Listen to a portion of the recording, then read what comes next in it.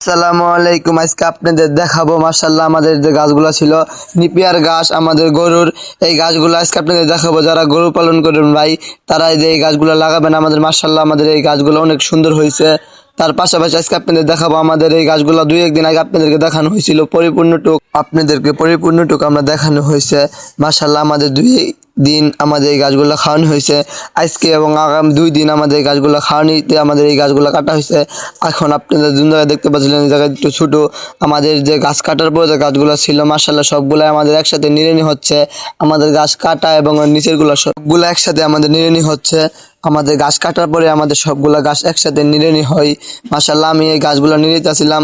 আগামীকাল আপনাদেরকে দেখাবো আমাদের কিভাবে আমাদের গরুর জন্য আমরা গাছ কাটি।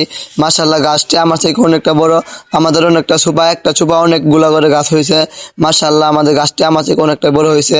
তার পাশাপাশি আপনি দেখতে পাচ্ছিলেন, যারা গরু পালেন তার জন্য এই গাছটা একবারে যথেষ্ট। এই গাছ ছাড়া গরু পাড়া একটু কষ্ট হয়ে যায়।